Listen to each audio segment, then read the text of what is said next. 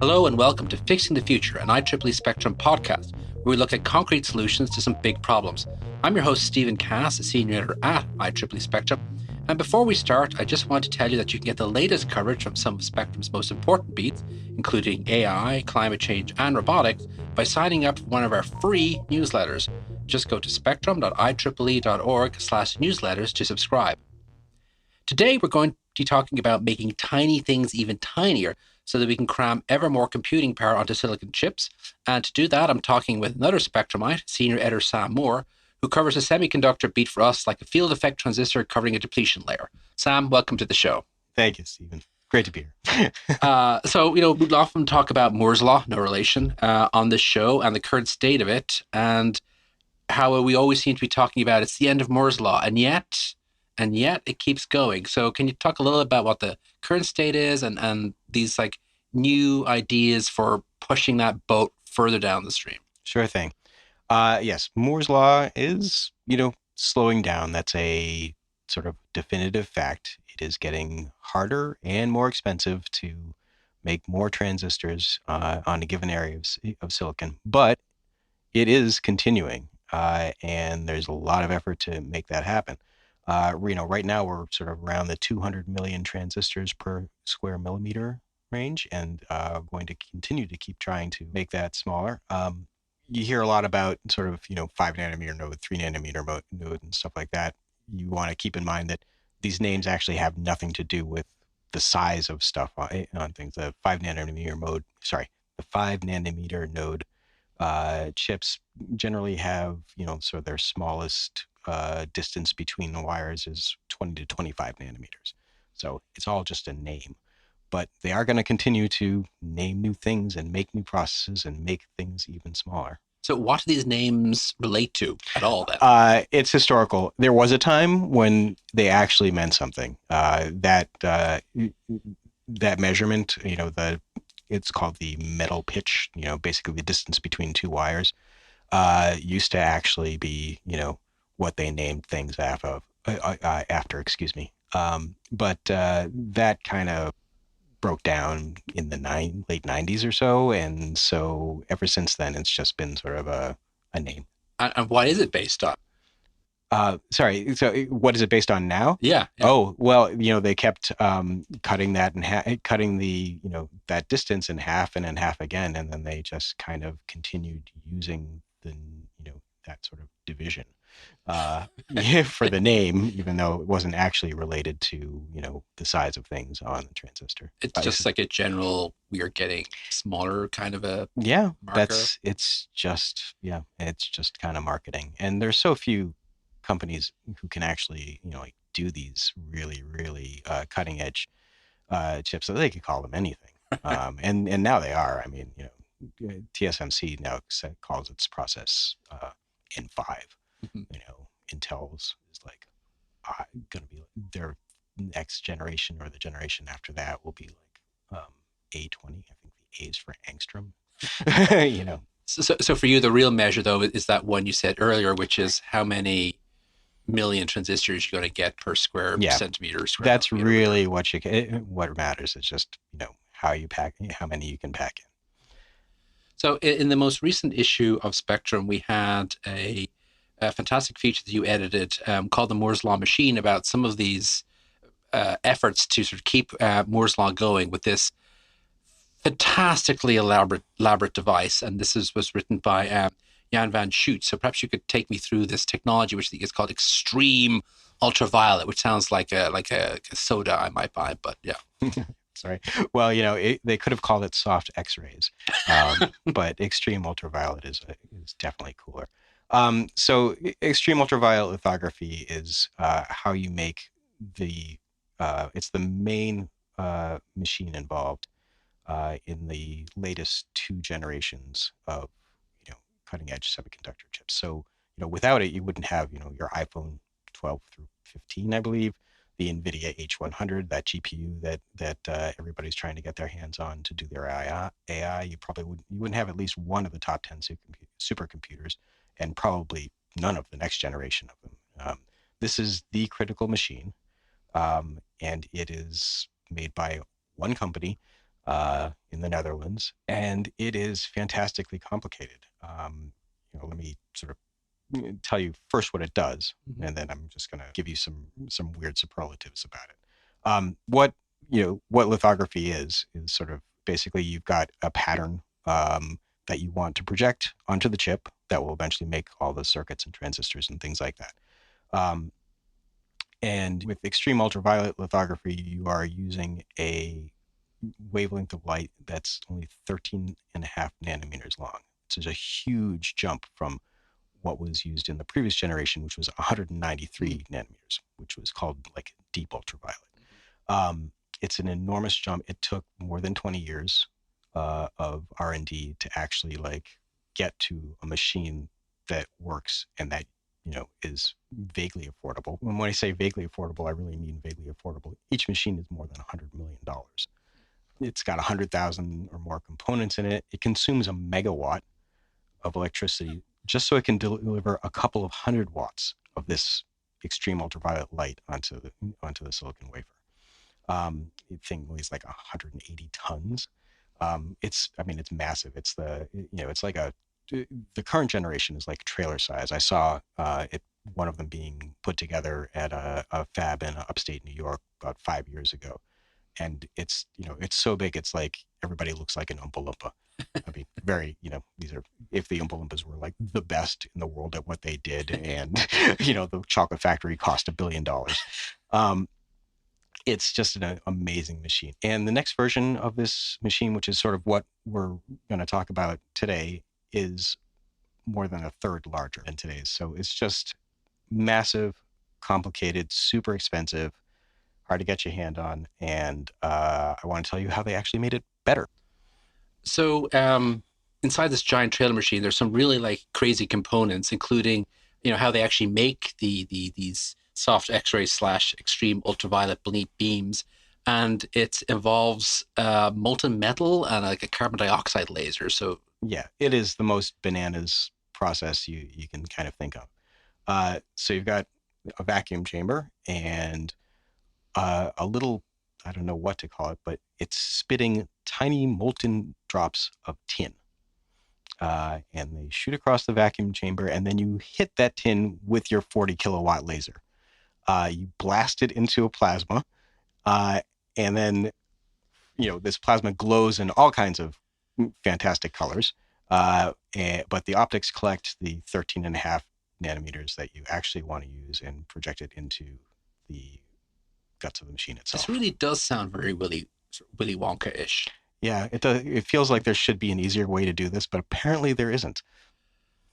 So these things have to be vacuum sealed because this light gets absorbed by the air. And what are some of the other, like, why is this machine so big? Because it seems like you've got like a little tiny pad, you got little tiny chips. Okay, there's little tiny droplets. Why is it so big? Well, a lot of it is actually the chamber containing the optics, which are just insanely precise. The mirrors are fantastically expensive. These aren't just ordinary mirrors. They're like multiple layers of alternating exotic stuff in order to get this kind of light to reflect in the right direction, with any efficiency, because EUV is absorbed by like tons and tons of stuff, including air. And so a lot of it is just getting the light where it needs to go efficiently, without disturbing any of the patterns that you actually want to project. And then there's a lot of it that's also just handling the wafers and handling the masks, which when they're actually sort of in position, they got to be handled at nanometer precision. So these are like incredibly fine moving machines.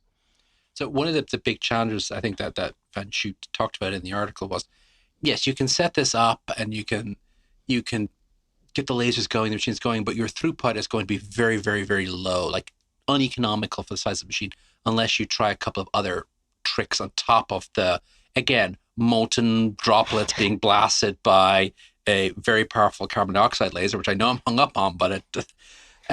So tell me a little bit more about these other tricks. Sure.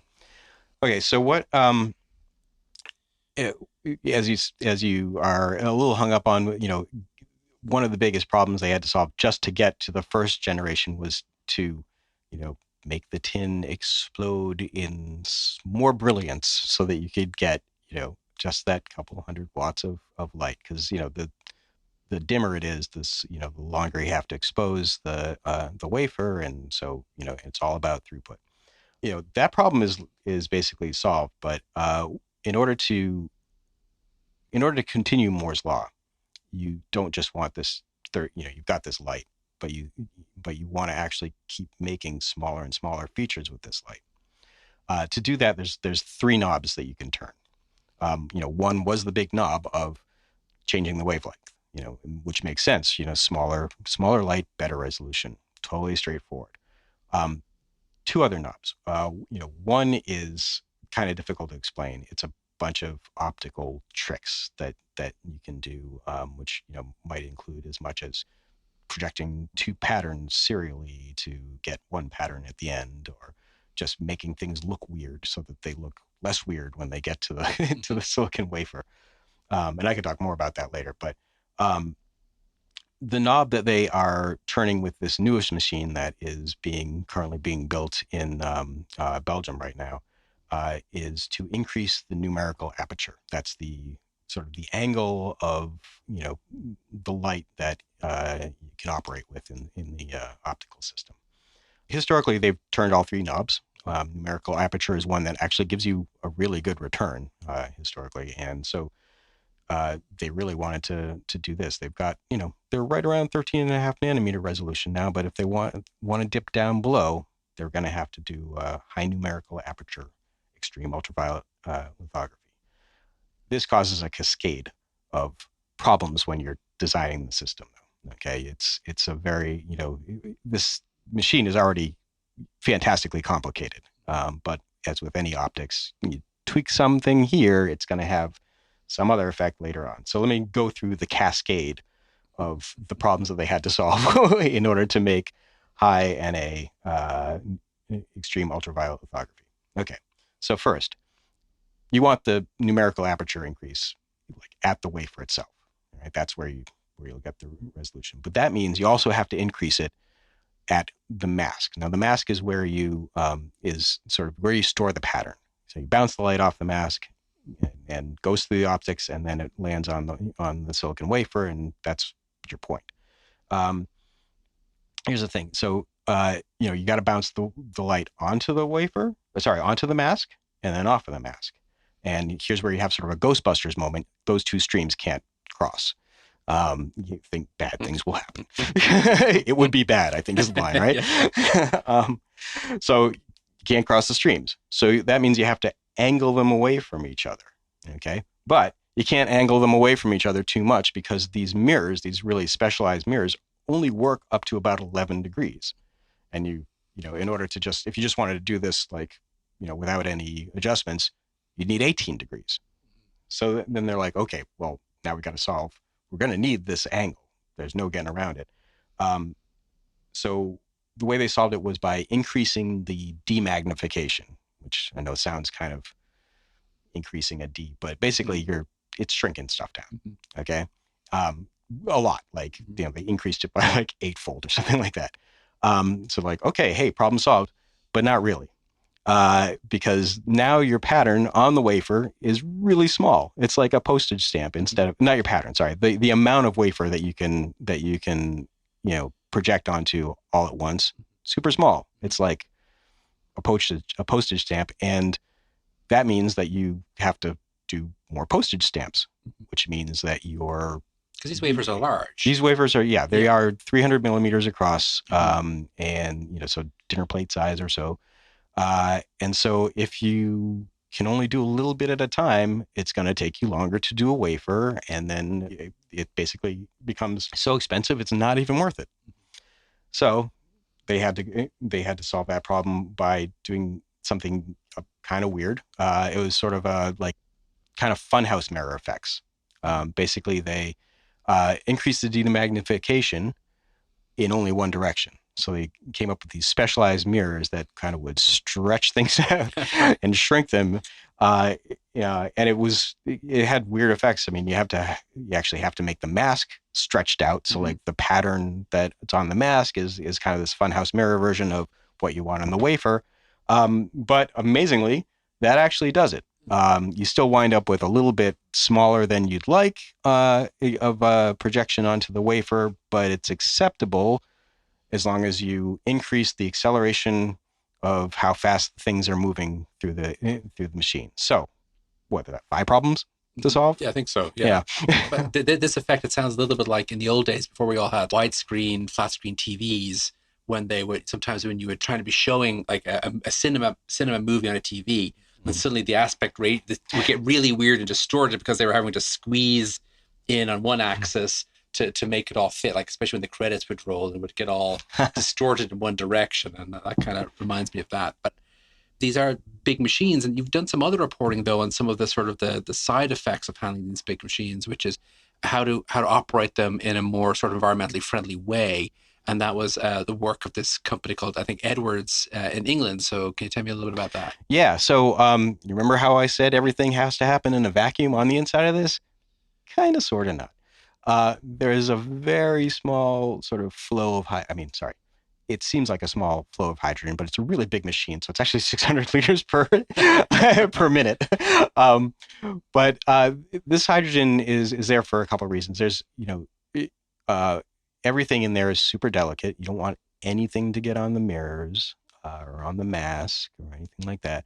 But you are blasting molten tin in a chamber, and you have other chemicals that are involved in chip making and stuff like that, and you need to kind of sweep them away. Um, and so that's what this hydrogen is for. And you think, oh, hey, hydrogen, that's green. Not yet, actually. Most hydrogen is actually not made in any green process. It's actually made by a chemical reaction between water and methane. So not great. Um, and 600 standard liters per minute is actually kind of a lot. What they're doing with it currently is they just burn it, because you just get water, and all of the nasties that it's picked up just kind of falls out, and that's And I'm envisioning that kind of a smokestack out the side with a flame on top, and it's even more Willy Wonky. But yeah, okay, so they're just burning off the hydrogen. Right. But that's super wasteful. So what Edwards worked on was a system that can recycle the hydrogen. It's actually pretty cool. It's like a reverse fuel cell kind of. The used hydrogen and its the icky components that it's picked up along the way basically go through one side, get ionized, then an electric field sort of forces those protons through a proton exchange membrane. They come out the other side, recombine with electrons. You get pure hydrogen to go back into your process, and all the awful stuff stays on the other side. Yeah. So it works pretty good. They set one up at a nanoscience research organization called IMEC, which is kind of a key European research house, and it managed to recycle 70 to 80% of the hydrogen in their EUV machine. So now they just have to convince the big chip makers to adopt it as well. So with all of these technologies, and I want to turn to a sort of a competing technology in a moment, but for these technologies, how long do you think it'll be before we see chips in our smartphones and our computers made with this new technology? Right. With the high NA EUV, things that are made in 2025 will probably start to, at least the chips themselves will be made in 2025. It takes, months after that for them to be in systems, but, that's probably in time for yet another NVIDIA GPU. So these are AI is driving a lot of the demand for particularly this most cutting edge. And so I'd expect to see it in sort of the generation of AI chips that are sort of made in 2025, 26. Also, Apple is always at the cutting edge. They always want the most, the newest chip manufacturing techniques. So whatever iPhone comes out in the latter half of the century will almost certainly involve this. So, and that's actually a perfect segue because you mentioned NVIDIA there. And Mm. NVIDIA is looking at enabling another approach to squeezing things down and keeping Moore's law moving along, which is inverse lithography. So, can you tell Right. me a little bit about and why the fact that it's an AI company is like works out for well for them because they're a chip maker who that happens to make like the AI chips. Right. So let me sort of give us a little more context since you started. So NVIDIA actually, like, they design the most in-demand AI chip in the world. Everybody wants their hands on an H100. It's just the current generation. The manufacturer of that chip, though, NVIDIA designs it. It's manufactured by TSMC, which frankly kind of dominates the world of the most cutting edge chips right now. So they work closely together now because NVIDIA is probably one of their biggest customers. So if you can kind of go back for a second, remember I told you about those three knobs you can turn to Mm-hmm. make to make lithography better, to make your precision, Mm-hmm. and your resolution better. One of those knobs was this weird one called K1. It was sort of the process stuff that you can do. So what NVIDIA's done is it's made one of those process stuff that you can do much easier to compute. Okay, it's a technique called inverse lithography. And here's the thing: it's like if you might think that if you wanted to project, say, like a plus sign, something that was shaped like a plus Mm-hmm. sign onto a silicon wafer, you'd project, on your mask, you'd put a Mm-hmm. plus, and then you get a smaller plus Mm-hmm. when it got to the silicon. Not the case. There's enough distortions and other just stuff that you have to worry about optically when you're dealing with this kind of operation below the wavelength of light that you're using, that you have to do things like add little like sort of dog ears at the end of the plus sign to make it look like a plus when it gets there. Those things have had to be progressively more complicated as we've kind of driven Moore's law to its limits.